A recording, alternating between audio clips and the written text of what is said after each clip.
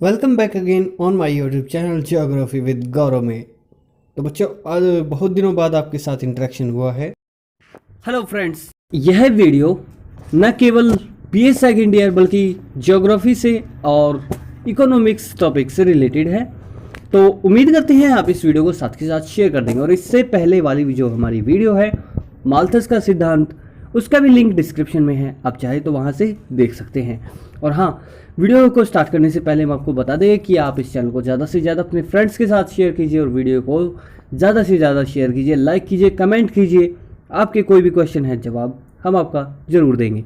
अच्छा, Sunday question answer के लिए भी आपके क्वेश्चंस आम।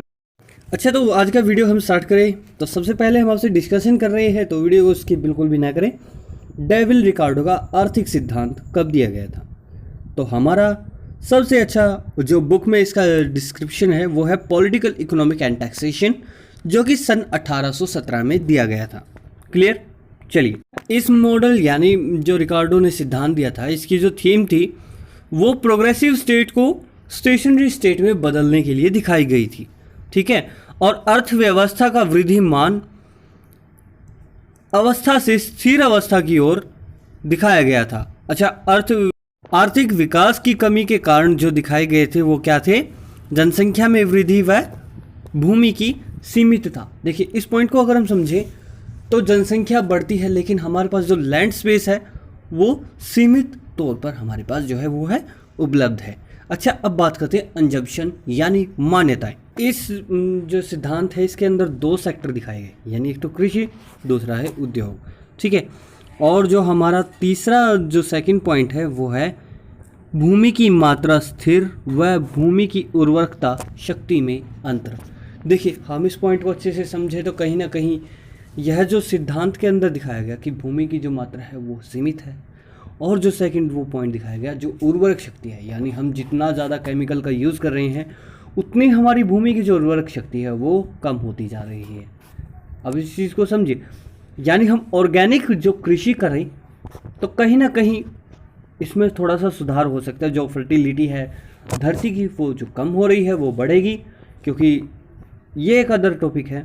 अब थर्ड पॉइंट की बात करें तो भूमि का उपयोग अनाज उत्पादन हेतु होता है, ये तो हमें पता ही है, ऑब्वियसली हम इसको समझ सकते हैं। अच्छा, फिर जीवन निर्वाह की किसको इम्पोर्टेंट माना है वो है मजदूरी को।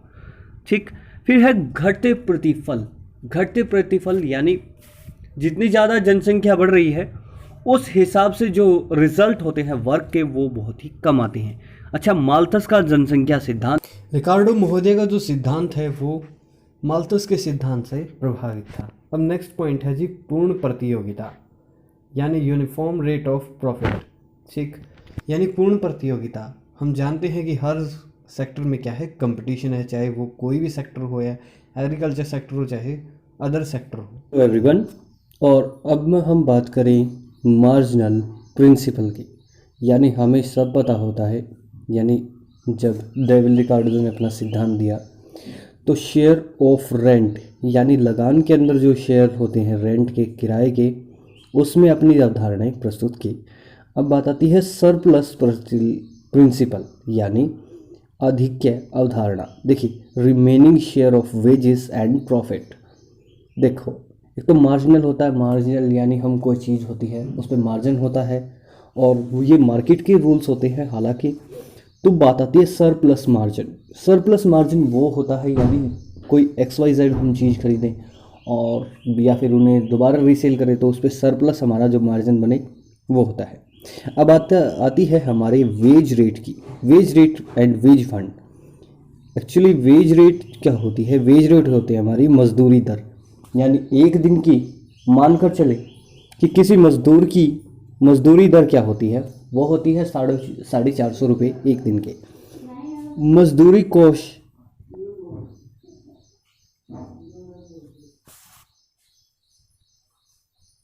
हाँ जी, मजदूरी कोष जो होता है, मजदूरी कोष वो होता है जो अमूमन हम अंदाजे से मानकर चलते हैं। फिर बात आती है श्रमिकों की संख्या, यानी उस पर्टिकुलर एरिया में कितनी संख्या होती है मजदूरों की, वो इज इक्वल टू निर्वाह मजदूरी। यानी निर्वाह, जैसे कहीं ना कहीं देखा जाए तो मजदूरी में जो होता है वो सिर्फ जीवन निर्वाह ही हो पाता है। अब दूसरी बात आती है, हमारे दूसरा पॉइंट जो है rate of profit surplus plus capital, यानी अधिक्य प्लस पूंजी।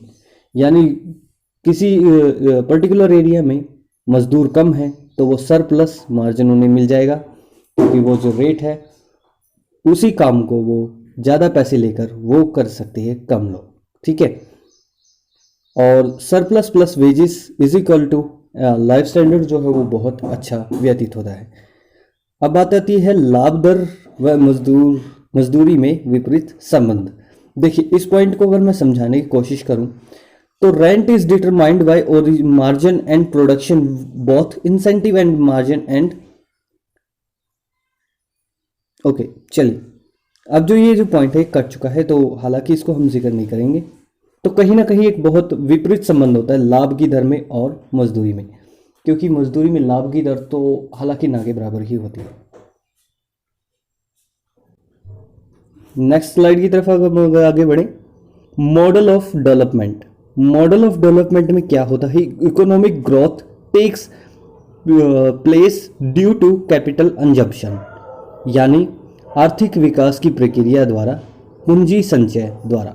देखिए, आर्थिक विकास किसी भी पर्टिकुलर एरिया या फिर देश को अगर हम माने तो वहाँ का जो आर्थिक विकास होगा वहीं से तो धन संचय हमारा बढ़ेगा। धन संचय का भी प्राय है कि हम जो मान लीजिए हमारे जो पास पैसे होते हैं उनको हम संचय यानी सेविंग्स करें, तो जितनी ज़्यादा अर्थव्यवस्था स्ट्रॉन्ग होगी उतनी अच्छी हमारी धन संचय की जो योजनाएं हैं वो अच्छे से काम करेंगी।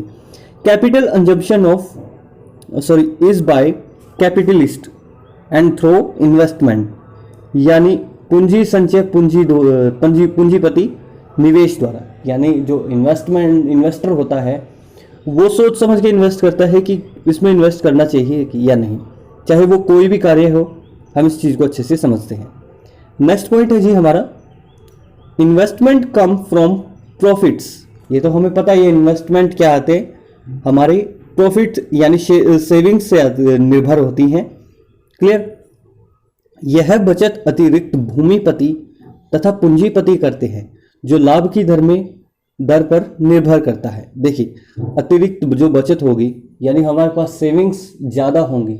मान लीजिए हम किसी particular person as a role माने, तो किसी पर्सन की अगर हम समझे तो अच्छे तरीके से समझने की कोशिश करें तो वो ये मैटर है कि कहीं ना कहीं यदि भूमिपति कौन होता है, लैंडलॉर्ड, और पूंजीपति कौन होता है, यानी जो बिजनेसमैन होते हैं उन्हें हम पूंजीपति कहते हैं।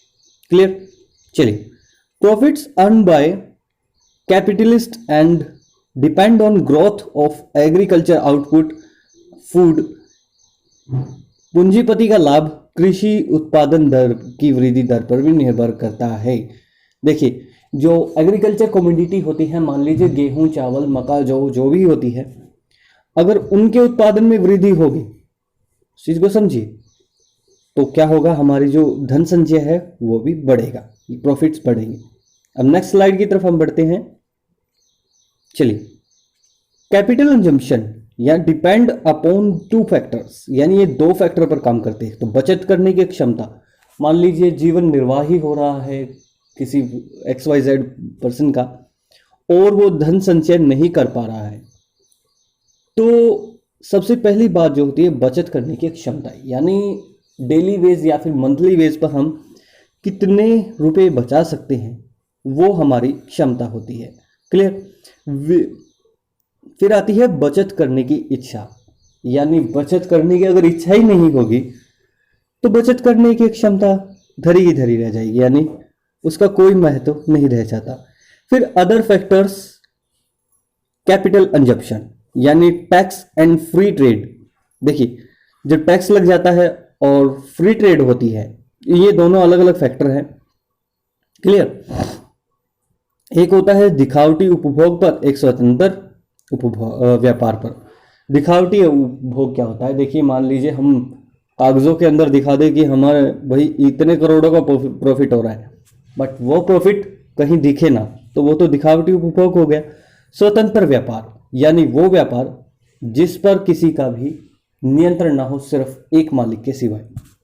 ठीक है, अब बात आती है two sector economy, agriculture and industry. अब बारी आती है हमारे जी सबसे इंपॉर्टेंट पॉइंट यानी एग्रीकल्चर सेक्टर की।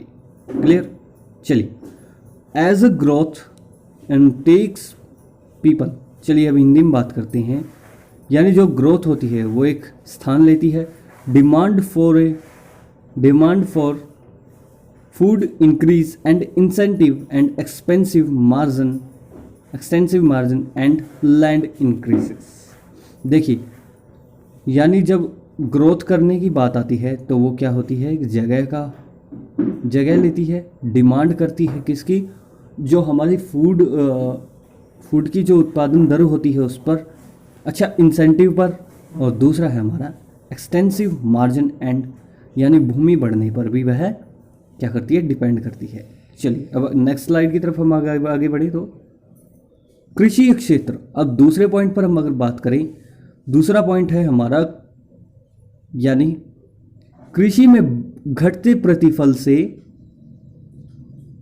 खाद्यान्न दरों की कीमतों में वृद्धि तथा लाभ एवं मजदूरी में भी वृद्धि। देखिए, मान लीजिए अगर हम हाल का एग्जाम्पल लेके चले तो आज की यानी इस साल में यानी 2022 का जो साल है वो क्या हुआ कि गेहूं का जो उत्पादन क्षमता है वो घट गई है, क्योंकि हमें पता है कि वेस्टर्न डिस्टर्बेंस बहुत कम आए, जिसकी वजह से मौसम जलवायु का बहुत बुरा असर पड़ा है। हालांकि अगर अब अभी भी हम नहीं संभले तो बहुत देर हो जाएगी, हमें बहुत से प्लांट्स लगाने होंगे। तो चलिए अब टॉपिक की तरफ बढ़ते हैं। टोटल रेंट्स एंड वेजेस यानी लगान और मजदूरी में वृद्धि। देखिए, जब जो हमारे मजदूर है वो कम होंगे और काम ज़्यादा होगा तो लगान और जो ये हमारी मजदूरी दर है वो बढ़ेगी। फिर बात आती है हमारे इंडस्ट्रियल सेक्टर यानी औद्योगिक सेक्टर, जो कि हमारे देश की रीढ़ की हड्डी है।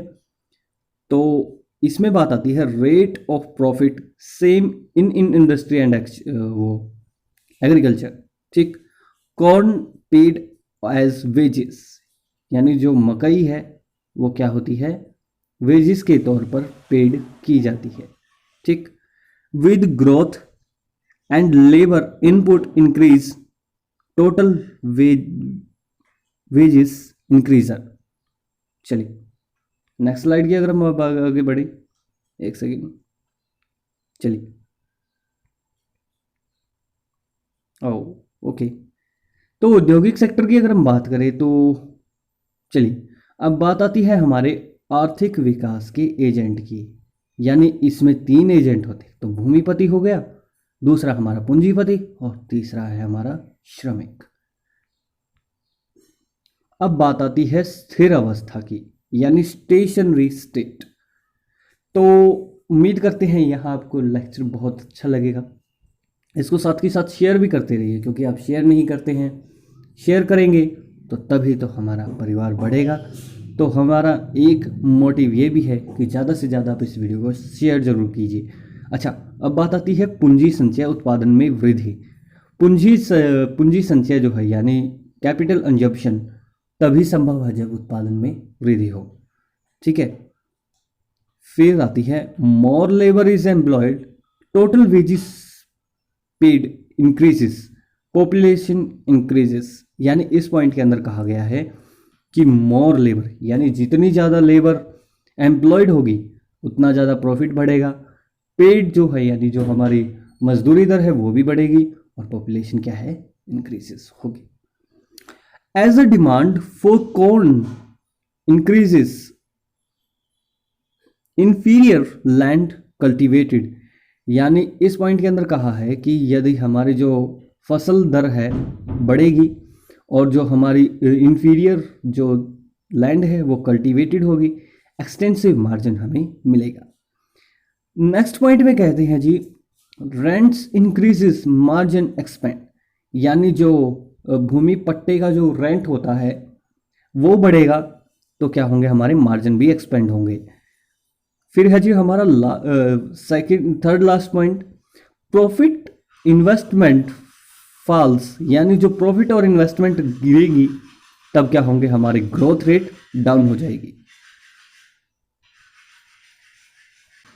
बैकग्राउंड साउंड को हम अगर ध्यान न दें, फिर हमारा नेक्स्ट जो लास्ट पॉइंट बचता है वो है लाभ की मात्रा शून्य। लाभ की मात्रा शून्य कब होगी, वो तब होगी जब जनसंख्या बढ़ चुकी होगी और मजदूरी दर घटेगी। क्लियर?